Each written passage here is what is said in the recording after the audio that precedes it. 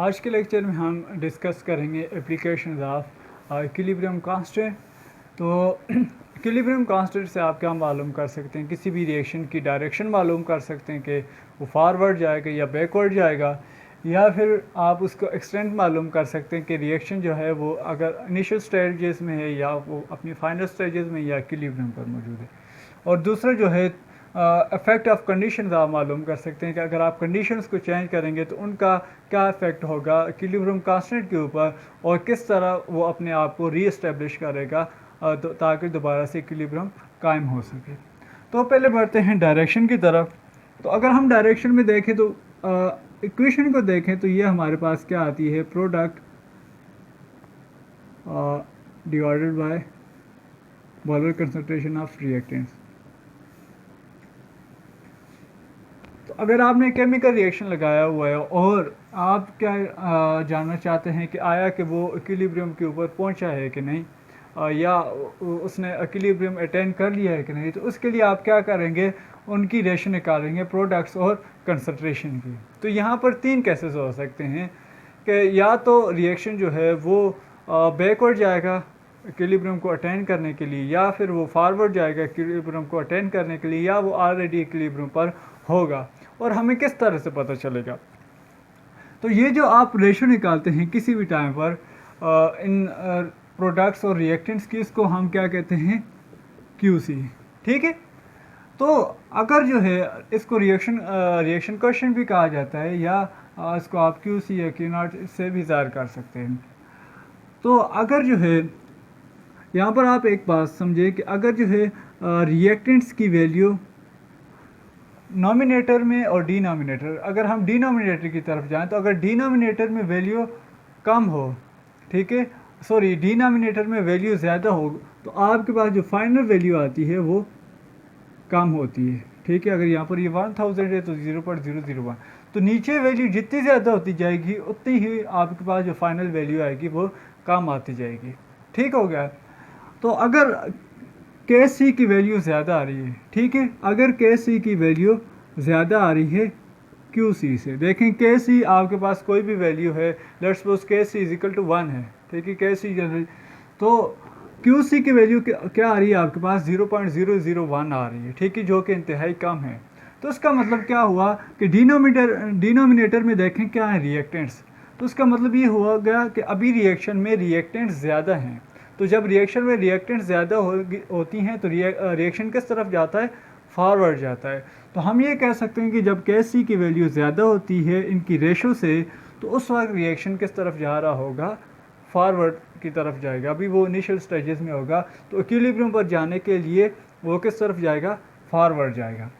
अब अगर हम दूसरे केस को देखें तो अगर हमारे पास नॉमिनेटर में वैल्यू ज़्यादा हो, ठीक है, और डिनोमिनेटर में वैल्यू कम हो, ठीक है, 1000 जो है वो ज़्यादा है 2 से ऑब्वियसली, तो यहाँ पर आपके पास जो वैल्यू आएगी वो भी ज़्यादा आएगी। तो इस केस में अगर QC की वैल्यू ज़्यादा आ जाए, या इन दोनों के रेशो की वैल्यू ज़्यादा आ जाए KC से, ठीक है, KC की वैल्यू अब कम है QC से, तो इसका मतलब क्या हो गया कि प्रोडक्ट जो हैं वो ज़्यादा हैं, ठीक है, प्रोडक्ट जो हैं वो ज़्यादा हैं। तो रिएक्शन जो है अपने आप को इक्विलिब्रियम में जाने के लिए किस तरफ जाएगा, बैकवर्ड जाएगा, ठीक है, ताकि वो इक्विलिब्रियम को कायम कर सके। तो अगर जो है वैल्यू जो है वो KC इन दोनों की रेशो जो है वो सेम आ रही है, तो इसका मतलब क्या होगा कि रिएक्शन जो है वो किस में हो गया, इक्विलिब्रियम पर हो गया। तो हम कह सकते हैं कि QC = QC, तो उस वक्त जो रिएक्शन होगा वो इक्विलिब्रियम पर होगा। तो ये तीनों केस थे डायरेक्शन के लिए। एक में क्या था कि KC की वैल्यू अगर ज़्यादा है QC से या उनकी रेशो से, तो इसका मतलब क्या होगा कि वहाँ पर रिएक्शन में रिएक्टेंट्स की मिक़दार ज़्यादा है, तो रिएक्शन अपने आप को किस तरफ लेकर जाएगा, फॉरवर्ड की तरफ लेकर जाएगा, क्योंकि इनकी कंसंट्रेशन ज़्यादा है, ठीक है। और इसी तरह से दूसरे केस में अगर यहाँ पर QC की वैल्यू ज़्यादा आ रही है, तो इसका मतलब ये है कि यहाँ पर प्रोडक्ट्स ज़्यादा हैं, तो प्रोडक्ट्स दोबारा जाएंगी रिएक्टेंट्स की तरफ, ताकि अपने आप को वो स्टैब्लिश कर सके, इक्विलिब्रियम में लेकर आ सकें। और अगर इन दोनों की वैल्यू सेम आ रही है, तो इसका मतलब क्या होगा कि वो दोनों क्या हैं, इक्विलिब्रियम पर हैं, ठीक है। अब आते हैं एक्सटेंट की तरफ।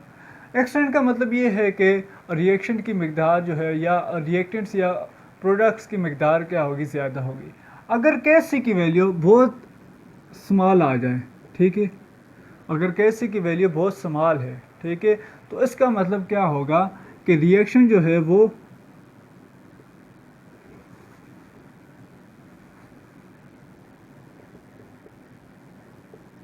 ठीक है, अगर KC की वैल्यू जो है वो बहुत स्मॉल है तो इसका मतलब क्या होगा कि रिएक्शन में क्या है, रिएक्टेंट्स की मकदार ज़्यादा है, तो रिएक्शन हमारा अभी तक शुरू नहीं हुआ, ठीक है।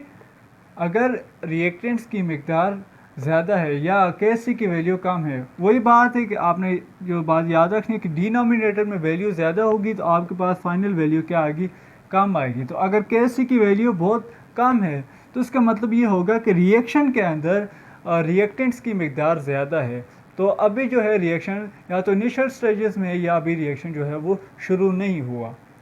और अगर इसी तरह से KC की वैल्यू जो है वो आपके पास ज़्यादा आ रही है, ठीक है, तो इसका मतलब क्या हुआ कि यहाँ पर इसको भी लिख लें, ठीक है, ये प्रोडक्ट्स हैं और यहाँ पर,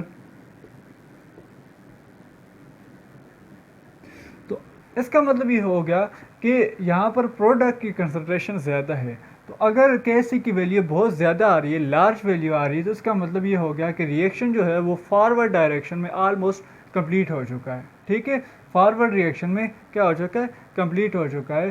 तो ये हमें बताएगा कि किस हद तक रिएक्शन जो है वो कंप्लीट हो चुका है। अगर वैल्यू कम आ रही है KC की तो इसका मतलब ये है कि रिएक्शन जो है अभी तक शुरू नहीं हुआ, और अगर वैल्यू बहुत ज़्यादा आ रही है तो इसका मतलब ये हो गया कि रिएक्शन जो है वो कंप्लीशन के करीब है फॉरवर्ड डायरेक्शन में।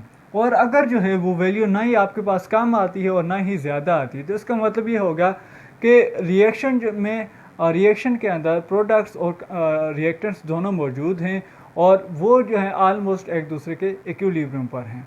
तो इस तरह से हम एक्सटेंट मालूम कर सकते हैं रिएक्शन की, कि रिएक्शन के अंदर जो है वो किस हद तक कंप्लीट हुआ है कि नहीं। इसमें हमें क्या मालूम होगा कि हम मालूम कर सकते हैं कि उसकी डायरेक्शन क्या है, कि वो फॉरवर्ड जाएगा या बैकवर्ड जाएगा।